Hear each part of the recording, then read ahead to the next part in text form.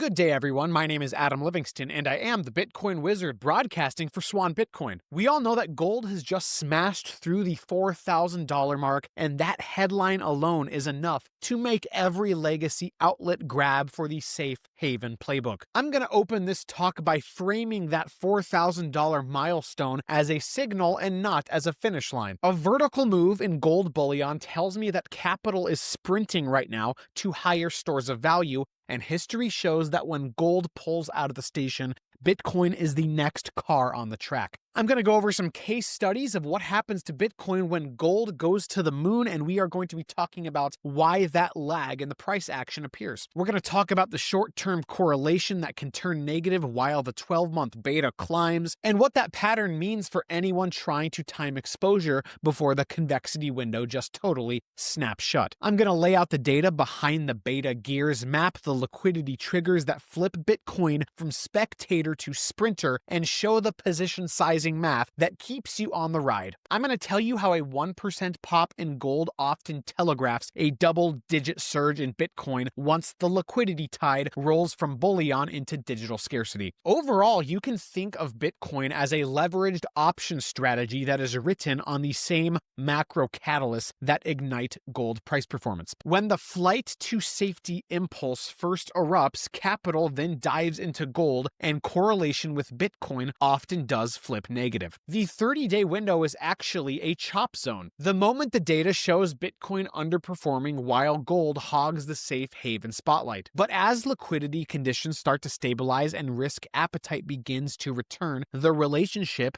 then just totally pivots. Around the 90-day mark, the correlation actually starts to migrate toward neutral. The positioning starts to rotate, and the median Bitcoin gain off of the gold peak clocks in at roughly 18%. If you give the cycle a full year, the pattern then just becomes totally unambiguous. The 12-month beta then just totally swells, it balloons as the risk appetite flips to Bitcoin, and historical performance shows that Bitcoin outruns gold by more than 200%, 210% right here. Across the entire 2015 to 2025 sample, a 1% gold translates into only 35 basis for Bitcoin on a daily basis, but that one tame statistic hides the convexity that unleashes itself once the market flips from fear to reflation. What matters is just recognizing the phases, the initial divergence between Bitcoin and gold, then the transitional alignment that happens, and then eventual outperformance. Because sizing the trade correctly means leaning in precisely when most observers are still mesmerized by gold's initial burst. But remember, this is not financial advice, this is financial entertainment.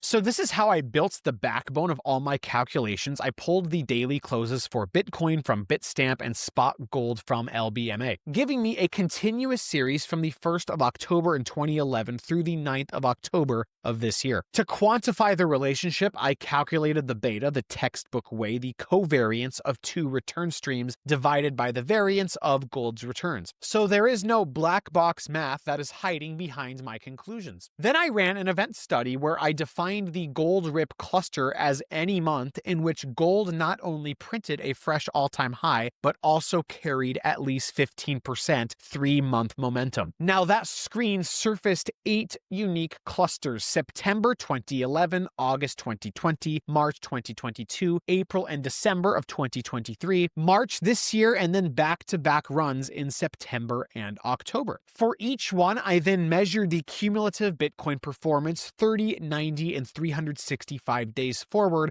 so I could separate the short-term noise from the long-term signal. The most recent swing is a perfect little reference point. As gold has sliced from $3,700 to $4,100 an ounce, the 30-day correlation has collapsed to negative 53 basis points. Yet the 365-day correlation is still tracking at plus 65, which underscores that strong macro tether. That divergence highlights the time lag mechanism that I already talked about earlier. Capital always crowds into Bitcoin first, then correlation flips negative, and only when the liquidity tide turns does Bitcoin's high convexity beta light up. Everything that follows is anchored to this empirical framework, so every takeaway that you hear tonight rests on numbers that you can just go replicate yourself. Use AI to do it. I recommend that. It's pretty nice. Now, since 2020, the market has been ping-ponging between two distinct regimes, and the entire Bitcoin gold dance only makes sense when you view it through that lens. In a risk-off panic, the VIX is screaming the credit spreads blow out and real yields collapse because everyone is inhaling duration. Gold becomes the bunker asset of choice, and our 30-day correlation drops to 0, or it does flip negative. My beta to gold shrinks below 0.3, not necessarily because Bitcoin is broken, do not panic, but because leverage longs are being strip mined for liquidity, and I am forced to watch from the sideline while the bullion soaks up every safe haven bid. Then the Fed starts to blink a little bit, the liquidity starts to leak back into the system, then the real yields break below 0 and the dollar softens, and that is the liquidity reflation phase. That's when you see the correlation snap positive somewhere between 0.3 and 0.7, and then the beta inflates to a positive 0.4 to 0.8, sometimes even +1 on very violent bursts of Bitcoin price action. When the market is in this mode, we all suddenly remember that Bitcoin is not just hard money, it is also a perpetual call option on risk,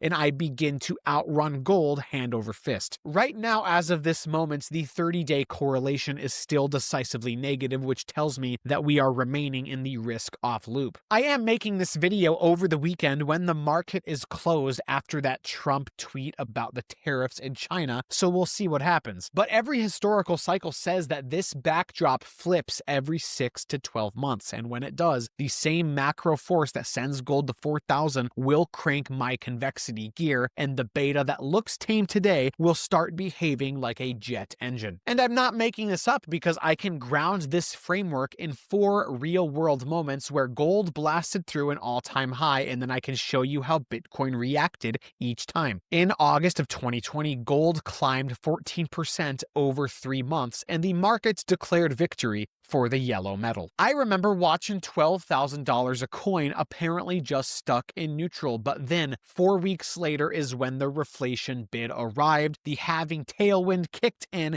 and by day 30, Bitcoin is up 18%. 90 days in, Bitcoin doubled plus 102%, and 12 months later, we have printed a plus 292% gain. August 2020 was a textbook lag then leap cycle on full display. If you roll forward to March 2022, the backdrop was the mirror opposite. Gold added 13% right here. The Bitcoin at the peak was 40,000. And then the Fed slammed the brakes with quantitative tightening, and then the real yield shot above 0. And then a whole bunch of things happened with crypto. This was the crypto winter. Do you guys remember FTX? Do you remember all those scams that were going around? That did not help either. That was a perfect storm for the broader crypto space. We saw Bitcoin go down 10% over 30 days, minus 26% over 90 days, and minus 31% over 12 months. Pretty gross returns. But I'm highlighting that there was the same gold surge, but an entirely different macro regime, so there was a totally different outcome. Now, if you look at this year, by September, gold's latest breakout has pushed 12% in 3 months, while we hovered around 112K. The 30-day move so far is plus 11%. That is, of course, before the crazy Trump tweet, I know. But the point is that this is a very eerily similar regime to August of 2020. We roll into October, and gold just decides to spike again on top of their previous spiking. 7% month to date. Correlation has now crashed to a negative 0.53. So the positioning is stretched short just as the liquidity backdrop is starting to loosen. We are on the precipice of the Fed cutting rates again. So the historical data is just showing us that this setup is ripe for the squeeze that converts that negative correlation into outperformance. Whether it repeats 2020 or stalls like 2022 with some crazy events that are unforeseen, we know that the Bitcoin price action hinges on the macro toggle. Do the real yields stay negative, or does the Fed add liquidity, or do they crank the deflationary vice? This is the hinge that you watch in real time, and coupled with the correlation being negative, you can see how we are primed for a Bitcoin price explosion. Not trying to get too hype, but I'm trying to get a little bit excited, okay? So this is how I'm framing the actionable playbook. Remember, this is not financial advice, but I'm telling myself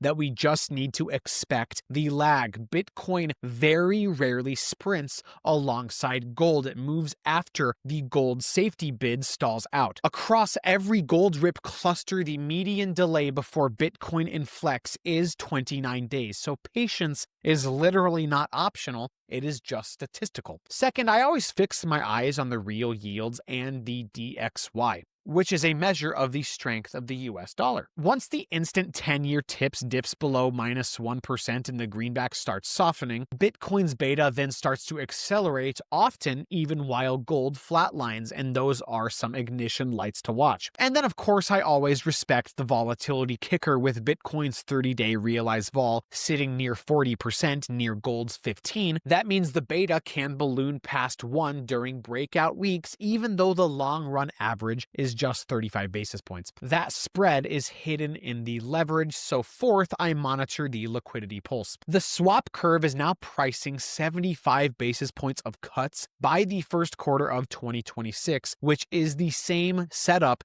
that preceded Bitcoin's 2020 moonshot. If quantitative easing restarts or those cuts arrive faster, that's when the convexity is gonna light up. Who knows, on a Fed meeting, could the Fed cut 50 basis points instead of 25 in just one meeting? It's possible, not saying it's likely, but it's something to look out for. Now, if we look at the probabilistic price bands, yes, looking at the price, the part of the video that everybody wants to know, what could this mean for the Bitcoin price? JP Morgan is out there saying that Bitcoin could reach 165K based on gold's price performance. But if gold is up 50% year to date, and if Bitcoin echoes that at the 4-to-1 torque that we saw in 2019 through 2020, my own year to date 25% climb vectors toward 100%, which is roughly $230,000 by 2026. That is a scenario, that is not a prophecy, but the math says that the upside skew is very real once those earlier triggers line up. But remember, no models are perfect. Before anyone tries to race off to lever this thesis, we need to stress the cracks that are in the marble. The first and most painful lesson, remember, came in 2022. There is always the switch risk of the regime. Macro can always tighten and then the correlation can simply vanish. Second, I really want to stress that the actual market structure itself is evolving. As I'm sure that you all know, billions of dollars are pouring into spot ETFs each week and are gradually turning Bitcoin